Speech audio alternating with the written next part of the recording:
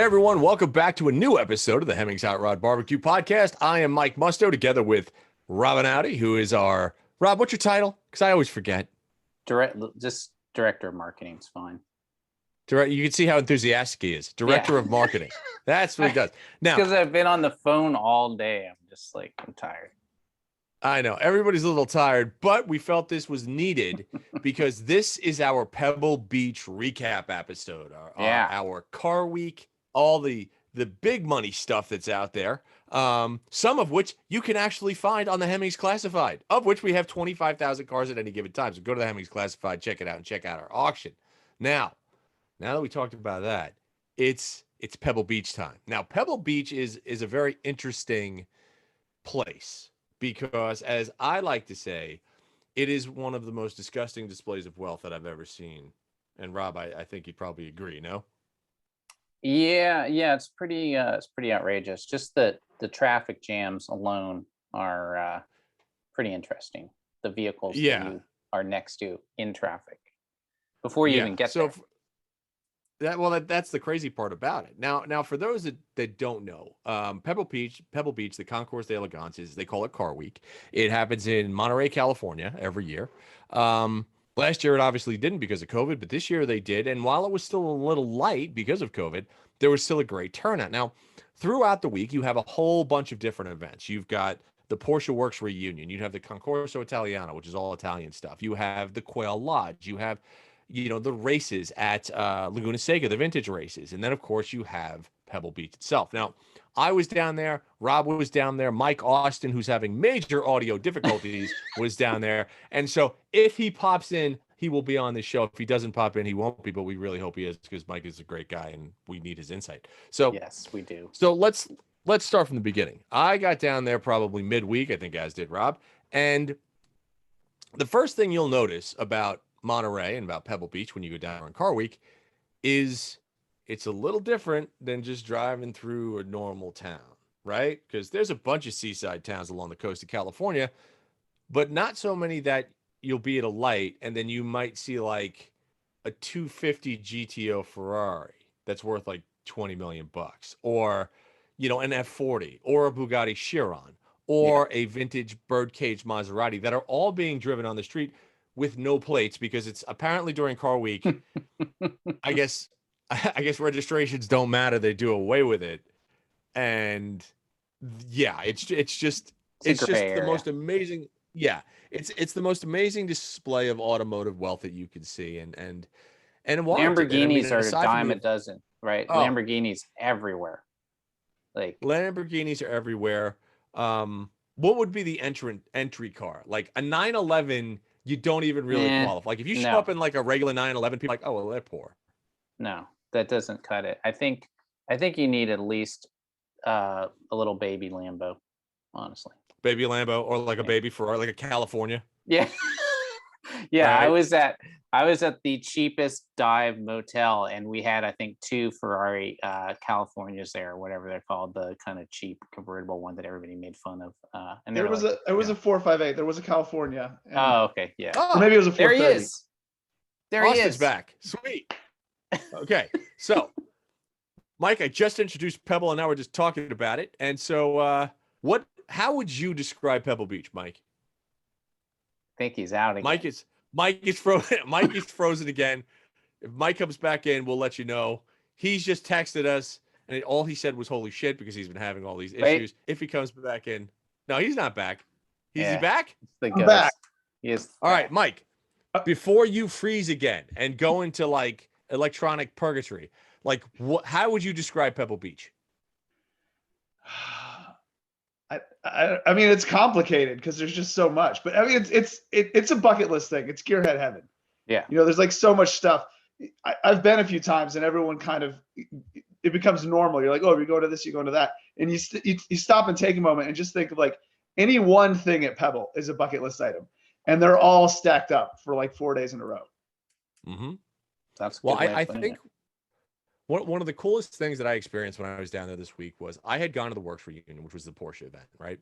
And I went through and I drove. And when you park in the parking lot, a lot of times they have these things on golf courses and whatnot. So you have to drive through kind of these dirt lots. So I'm driving through this dirt lot, car's filthy. As I park, the car behind me was a 1970 Ferrari Daytona. Now, Mike, what's the value on a Daytona these days? $500,000? I don't know. It's somewhere a around million? there. Yeah, they went Right? up, they Okay. came back down a little bit. I was gonna say it's at least 300 for one now. Yeah. But the good ones are Okay. over $500,000. Okay. So some guy just pulls in a Daytona. Now, this is a car that's kind of, for me, it's one of my favorite all-time Ferraris, V12 manual, just gorgeous styling, right? Think Miami of Miami Vice. Vice where they use the fake one. Yeah. This guy had a real one. It Yeah. was red. He pulls up. Now the car is beat. The car's got like chips in it and like it's dirty. The guy gets out. He's probably in his late 60s, early 70s, straw hat, shuts the door. I'm like, but man, your window's open. He was like, yeah, shuts the door and just walks away. Like that is the type of stuff you see at Pebble, where Yeah. like the real enthusiasts, they drive their cars to drive them, not really to show them, and they just enjoy what the automobile is. That's my favorite part of the whole event. No, that's really true. That's why I said, like, I kind of like just seeing what's on the road when you're just puttering around, town, trying to get somewhere. And you constantly have these traffic jams, and they're literally just traffic jams of supercars, and it's And that's hilarious. just it, right? So even if you don't go to an event, I think you could go down for the week and just go to the event parking lots and see amazing stuff, right? Or just in the that's town or anywhere. Yeah, like Cannery Row. I mean, there's always traffic stacked up there, and everyone's driving through because it's a scene, and you almost get like competing rev. Yeah. There was a Chevy SS that had like a really lumpy cam, and the guy just starts neutral revving it, and then 4 cars back, there's a Lambo that's like, well, I'm gonna do this too, and then it just turns into this weird chest thumping. But it was fun. So that's one place. The other place is right in downtown Monterey, outside of the conference center of the Portola Hotel. So there's the RM auction there, and they have all the cars in the turnaround before they go into the auction. So you can see that. And then, all the cars just streaming by. But I mean, there are people that just sit, there are people that brought picnic chairs and were just sitting on the sidewalk watching cars. Yeah. Well, I think that's so Rob, you did the Concorso, right? You did the Italiano? Well, I started by meeting Austin here at Quail, and then you came over later that day. And they had the whole Lambo Countach thing going on there. So that was kind of fun. Let's talk about that. What do you guys think of the Countach, the new one? The new one? The new Countach, because this is Austin. It disappeared again, but maybe he'll be back. He did. So Lamborghini just released a new Countach. If I'm right, it's based on the Aventador. Yeah. I personally think it's cool as hell. It is the first car, it is the first nameplate to my knowledge that Lamborghini has ever revived. Yeah. I really like it. I think it looks great. I think they did a great job of bringing it back. What do y'all think? I think it's a little half-baked, personally. Like, it's supposed to be the ultimate, and honestly, the Aventador still looks a little more badass to me, personally. Okay. But I don't spend a lot of time thinking about Lambos, and I'm not really a student of them. Maybe Mike's got it better. I think it's fine. I don't have a problem with it. People are like, oh, they're mining nostalgia. I mean, I kind of gave up on that after everybody made an SUV. It's like, what, they're in business. And the other thing is they're making like 112 and they've sold 110 so far. Yeah. So the only mystery to me is that Lamborghini has made a whole business out of making these special editions. And it's kind of like, it's an Aventador with different body. Like why would you spend $3 million on that? I don't think the Countach costs 3, but some of them do. $3 million? Did you some say of the 3 special million? editions They're selling it for?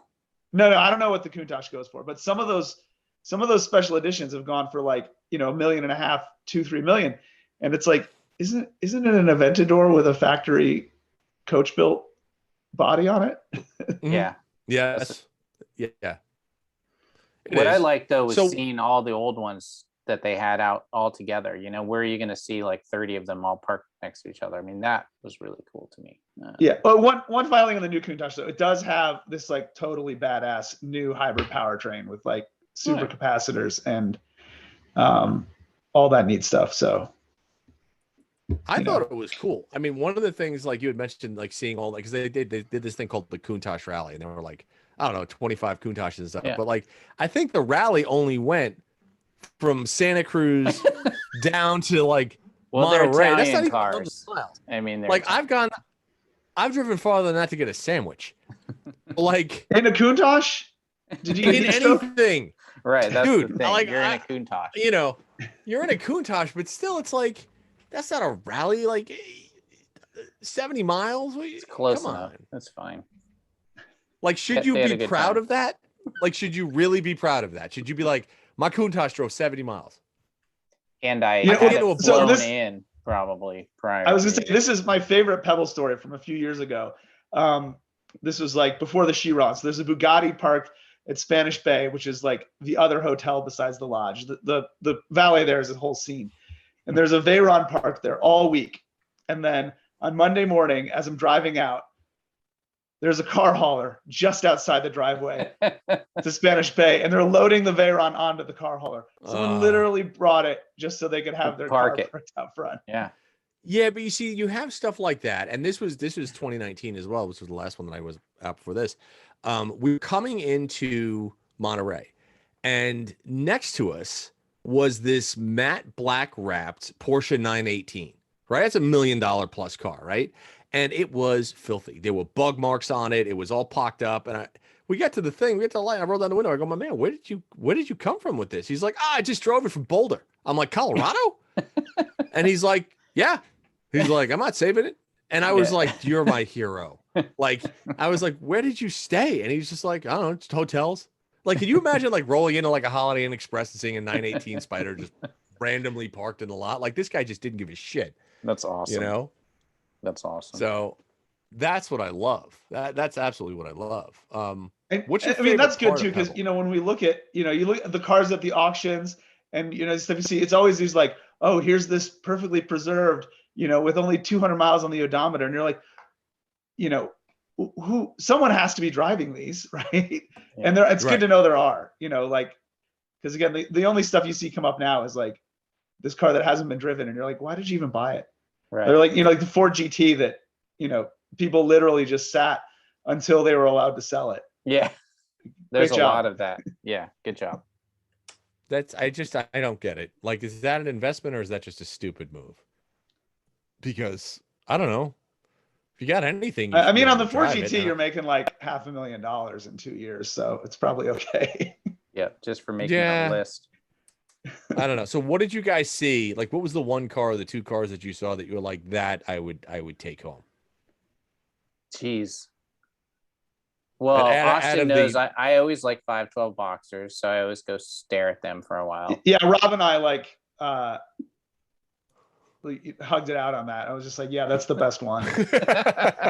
And then there was that green Testarossa at the Quail. That was That was beautiful. That dark kind of green metallic. Yeah, that was pretty sick. I like the Daytonas. There's good little row of Daytonas there.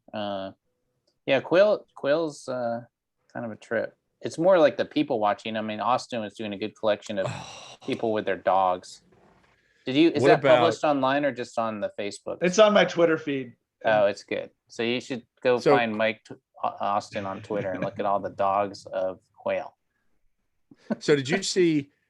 So we, you know, generally a lot of times you'll look and you'll see a lot of women that get all dolled up. We were looking at the men, and it was the funniest thing. Like I was down there with my wife and we were looking, and there was some mook with like, he was all muscled out with this string tank top on and a bandana, and the tank top just said Ferrari, and he had a watch that looked like a beer mug on his arm. I was like, do you know? Like, part of me wanted to go up and be like, do you know what you look like? Like, are you doing this on purpose? Like, and then we saw another guy, and like, do you remember Seinfeld when he wore the puffy shirt? Yeah. Oh yeah. Like, there was another guy with like a puffy shirt on, and I was like, what are you trying to, like, I don't know, man. I don't get people who wear Ferrari clothing at all. I just don't get that. We were I was gonna say this is, right? Yeah, but I was gonna say, Glickenhaus, who, like, you know, has the Ferrari P45, also has a Ferrari P45 hat. It's just like, do you need the hat? We know it's you, man. But I love that too. That it's just like, yeah, I want the hat. Like, I love this car so much. I want to think about it even when I'm not in it.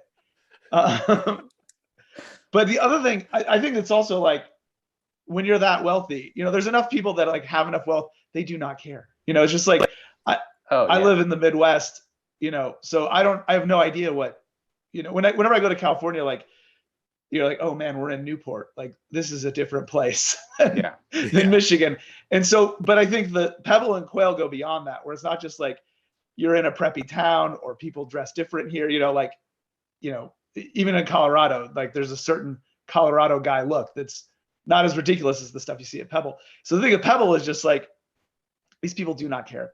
As long as they can get into the club that they belong to, that's the only dress code they adhere to. So you get like sport coat, shorts, and loafers. That's my favorite combo. That's the classic.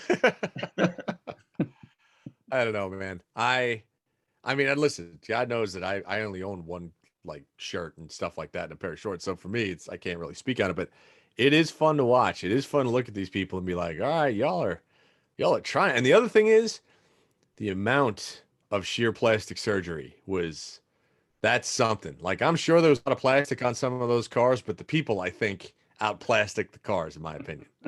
I mean, that's another thing you don't see in everyday life is like older men with work done. And it's far more common during Monterey Car Week. It is true. It is true. I totally agree. So yeah, we did that on that was Friday. Saturday I did Italiano, which to me was a little underwhelming. It was okay. But I didn't get not that excited by it. But Mike went everywhere. What did you Austin went everywhere. Yeah, you were everywhere, Mike. That's true. Well, Saturday for me was, I mean, the three things that, if we want to just break them down in order, is Lemons, the track, and then auctions. There you go. But so I mean, we can start with Lemons, which is Monterey is where the Concours de Lemons started, because they specifically wanted to like, take some of the serious of Pebble and do exactly the opposite. Yeah. So it's usually the best Concours de Lemons show. You were there, Mike. What did you think? I thought it was great. I mean, the one thing about Lemons is that it is literally the antithesis of everything that Pebble stands for, but in the best possible way. I think that people really get into it. I like the fact that they drive into it. It's 100% free, which is awesome. It's not. Yeah, there was a car there with a sign on the window that said, "I showed up by accident." It was like, and just so people know, what does it cost to get into Quail? It's like $2,000 or something for a ticket, right? Quail started at $550 for the lottery. If you want a ticket that's not on a lottery, it's like $1,400 and up. Yeah. And then if you want the helicopter ride in, that's like $4,000 a head or something. Yeah. So that just gives you some context. Helicopter ride. Quail has one of the tickets for the Quail is like a full experience, and they bring you in on helicopters, so you don't have to deal with the traffic. Yeah, which is good. Wow. That's a nice thing. That's a nice thing.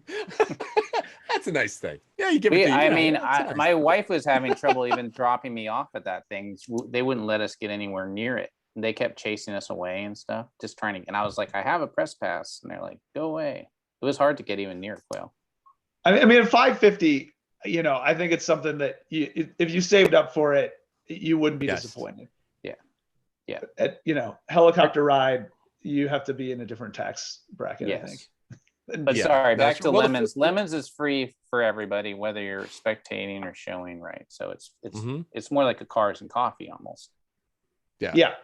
Except there's stuff like a roller brush stretched Corvair limo.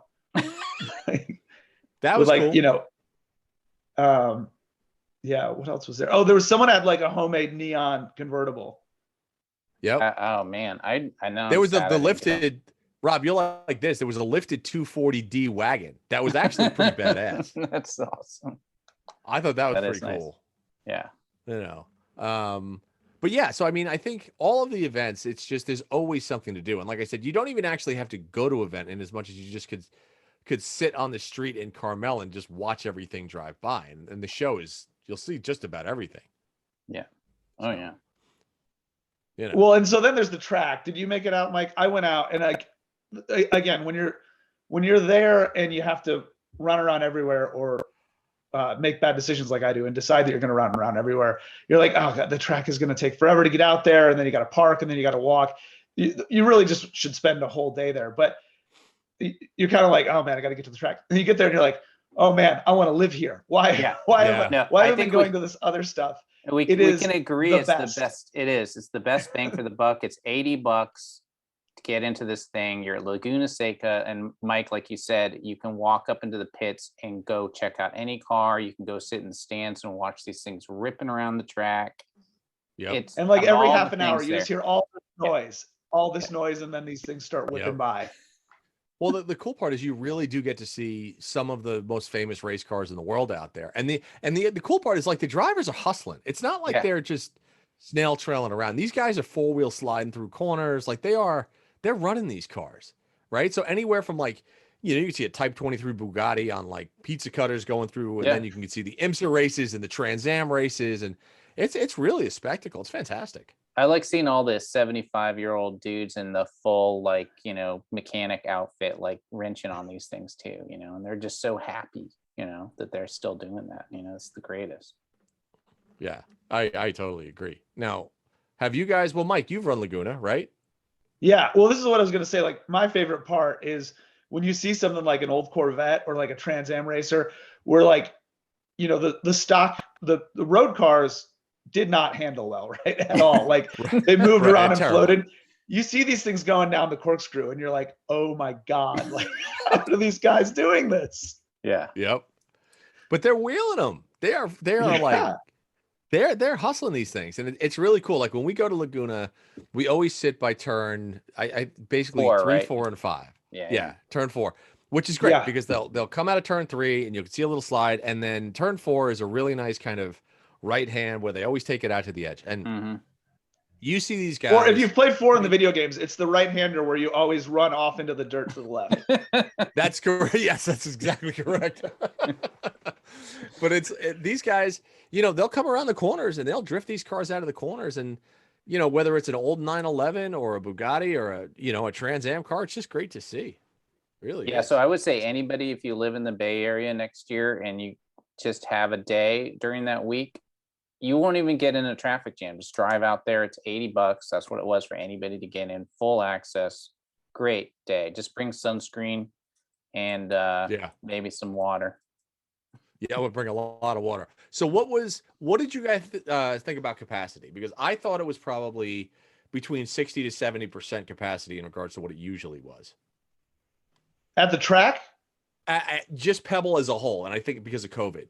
Right, with that Delta thing. I mean, the Concours Sunday. By the time, at 10 when the gates opened to general public, it looked a little light. By noon, it was normal full.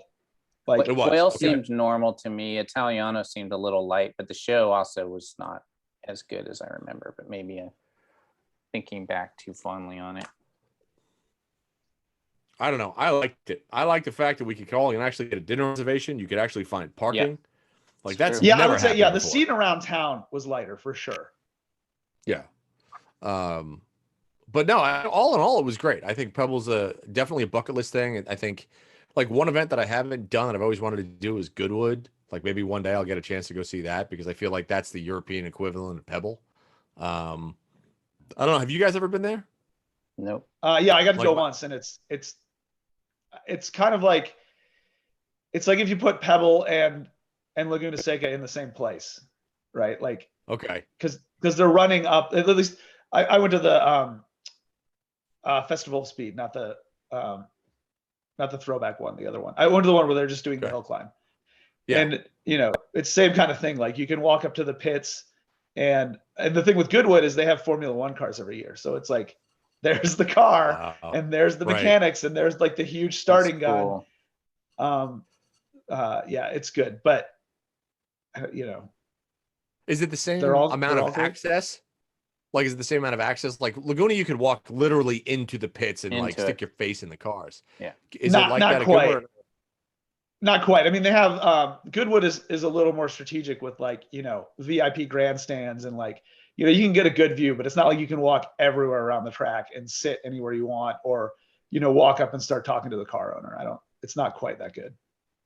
Gotcha. Okay. All right. So then, what are your final takeaways from this? Well, I mean, we haven't talked about auctions. Do you want to talk about auctions Yeah, first? we should Oh, talk yeah, we about should. auctions. We should talk about auction. What was your big surprise? I mean, the big surprise for me, I guess, was that the 917 didn't sell.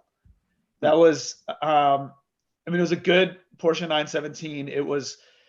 It crashed in the Le Mans that it ran, but when Steve McQueen made the movie, that number car and that chassis is the one that quote unquote won the race. It had long-term ownership. It was vintage raced. It was in good condition. The only thing was it had been converted to a Spider after, in the 70s by Porsche, and then it was restored back to the original coupe. And it went to 15 million and didn't hit reserve. I think it probably needed 17. And I mean, it's all imaginary, obviously, for most of us, but right. I think 17 is what everyone would assume a 917 costs. So it was just kind of like maybe the money wasn't there, but that was also close to a third or half of the lots that didn't sell, and everything sold.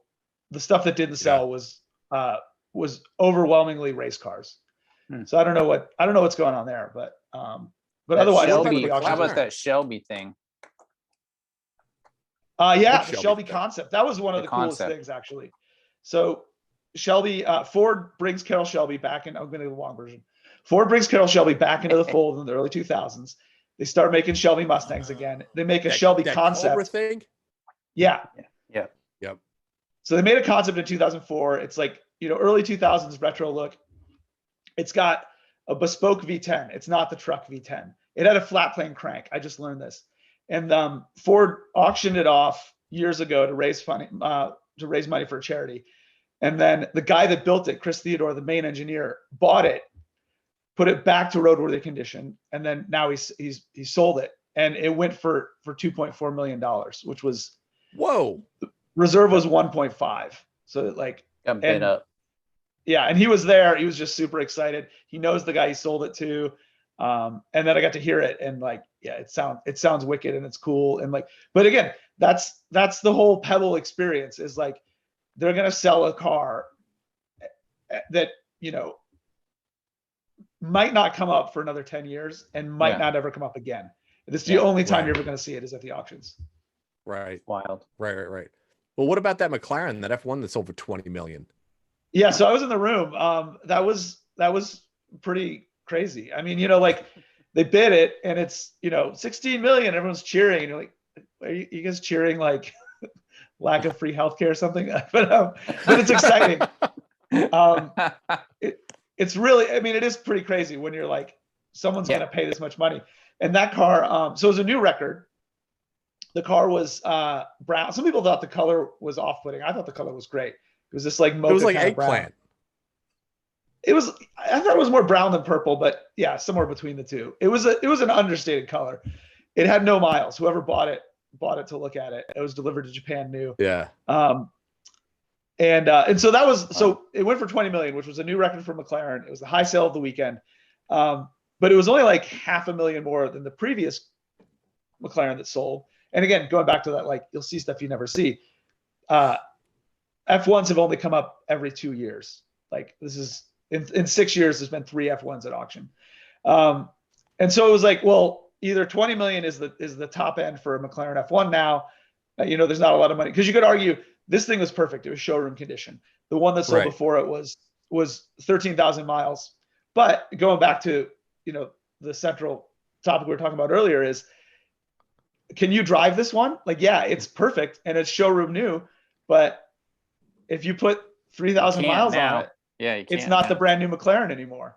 If you buy the 13,000 mile one, you can drive that across the country. Yeah. But at what point, as an owner, I just don't understand the purpose of that, right? To just say, oh yeah, I own a brand new McLaren. How does it drive? I don't know. What's the point? Probably drives good. I've heard it does. Well, and the other thing is oh, you can't drive, it's going to lose value. It's I have a feeling that if you can afford a $20 million McLaren, you can take $1 million depreciation hit on some mileage. You can really take the hit. But I think, I don't know. I think there's a few people. the McLaren owner was not a different Japanese collector, but there's the Jaguar XJR 15 that sold was super low miles, and that owner just buys cars to look at them, like art, like personal art exhibit. And I think there's a few people that are, like the guy didn't flip the car, the Jaguar. He owned it for 20, 30 years. So I think there's, if you're eccentric enough to amass a super crazy personal museum, and you're keeping the cars in good shape, you're not letting them rot, fine, do it. But that's not my thing. I don't understand why you would buy a car specifically to not drive it. It's one thing to say I haven't got around to it or I have too many cars. It's another thing to say, and I just want to look at it and keep it perfect. Was there another dumb LFA record set? Yeah, there were really 2 LFAs, but the big one was a Nürburgring package, and it was out of a collection. I forgot what it was, but every single car in this collection was really, really nice. And the thing went for either 1.4 or 1.6. It blew out the record by like 600 grand, like almost double. Yeah. Jesus. And this was a car you could buy just a few years ago for how much? New? I think they topped out at 385 on the sticker, and they were sitting in showrooms. Yeah, like 2 years later, you could still get a new one. Yeah. 2 years after everyone's decided they want one now. Well, that's like everything, right? Just let it percolate for a little while. Supras are going off the charts now too, right? I mean, those are getting and Skylines. I did not know this, but because there was an R32 that didn't sell for like 130, and I was like, wait, Skylines are 130 now, and I was like, yeah. That's the whole thing, man. Like I look at stuff and I'm like, I remember when the muscle cars back in like 06 to 08 went just bananas, and you're looking at this stuff and you're like when the Cudas were selling for $1 million, and you're like, y'all know it says Plymouth on it, right? Like it's literally made of balsa wood and screws fall out of it because it rattles so much. And yet people pay that type of money. Yeah. It boggles. It doesn't make sense to me. Not that I don't know. I can never wrap my head around it. Yeah. It's crazy. I mean, my personal take is like, I don't know if I want the one at the high end auction, right? Cause like, I want to be the guy going to Werks reunion in the Daytona, like, oh, dirt. Absolutely. Okay, fine. Yeah. Like, give me. There were a few 456s, but there was a Ferrari 456 with like, again, super low miles, like beautiful color, 6-speed, went for like $100 and something thousand. There was an automatic at a different auction with like regular mileage, went for 35. Yeah, and I'm like, that's what I want. I want the 456 that's probably going to be a nightmare, but I could also daily drive. Yeah, I totally agree with that, man. There was one car. It was actually, I started looking at Seca. It was, it's a 911 turbo, 964 turbo. That was the same one that was in Bad Boys. So what was that? 98, 99? Yeah. No, probably it had to be earlier than that. So maybe 98, right? It was like a 3.8 turbo, all black, wide body, stunning car. And if for those that don't know, when you go to the races on Saturday and Sunday, you park in a dirt parking lot. Yeah. This car was coated. I mean, the car was black. It looked like it was tan. And it was, people just don't like, I love seeing that, where people just drive them and they're like, you know what? It's going to get dirty. It's a car. I'm just going to. Well, and be careful where you park, because if you park too close to the dirt road that everybody's going down, I saw some high dollar cars that probably the owner parked earlier in the day, had no idea. And they were literally covered with dirt. Coated. Yeah. That was actually one of the highlights for me too. I think goes back to this, like, part of the whole appeal of Monterey isn't even the shows. It's just kind of being in Monterey. Yeah. At the same auction, there was I think it was a special edition car. I don't even know if it was an Aventador, but anyway, the guy had all of the scoops and strakes in front of the car. He actually had scooped up dirt. There was like a pile of dirt sitting on part of the nose. Just like, yes. Just give it to the detailer. That'll be fine. So then all right, final takeaways here, because we're coming up on 4:00. Oh, geez. Not that anybody else knows, because we pre-recorded these, but whatever. We're coming up on an hour. So final takeaways. Mike, what's yours? I'll go back to the Concours. So they awarded, they gave Best in Show to a beautiful car, and I'm not going to touch the if there is a heated debate about it. I'm not going to touch that. You can look it up. But the main issue was that car has already won a bunch of stuff, and that car model is, again, history aside, a little too loved. They've only done one post-war car since like 1968. And wow. My takeaway is, pre-war cars are beautiful. There's like a level of craftsmanship. They're kind of like fine art. But my takeaway is, long-term, shows like this need to get a little bit out of the comfort zone. Like, there's a lot of safe choices with the Concours, and to somebody who's new to the hobby, or if you want to bring new people in, it'd be better if it was a little more predictable, a little more like the stuff outside. It doesn't have to be completely like, the hoi polloi, the guy in the tank top with a Ferrari necklace, but let's mix it up a little. That's my takeaway. Yeah. All right, Rob, what about you? I think budget more time to be at the track probably next year, just because that was super fun. I skipped Pebble this year because I went to the track. So I'll go to Pebble again next year. That's always interesting. So, Okay. But yeah, good times. I liked my rental car too. I had a Challenger RT. So now I want one. That's not bad. Yeah. Oh, okay. Okay. I just got lucky at the Avis, man. They just upgraded me, whereas Austin got stuck, I think, with a Kia. I had a Kia Forte. It was fine. And Mike, you were out there with your P car. Yeah, no, definitely. That's like the budget starter car for, I feel like, if you live in Northern California. Yeah. And still, people look at that and they're like, nah, he's just poor, which I'm fine with, because I am, so it's fine. What was your takeaway, Mike?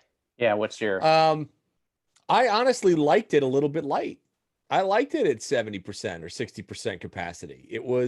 I could actually really stop, and I could look at cars, and I could talk to owners if they were there, and I could get a restaurant reservation and a parking spot. And I kind of like that. I like 60% Pebble. That works for me. So yeah, I'd do that again. So otherwise, honestly, I think it was just really great to go. It was really great to see these cars out. It was really great to see them driven, and that just the excitement for these big events is still there. So I'm looking forward to next year, having just left. And for anyone who's made it this far into the show, be sure to go to Hemmings.com. Look at the coverage Mike Austin did, because he really busted his ass.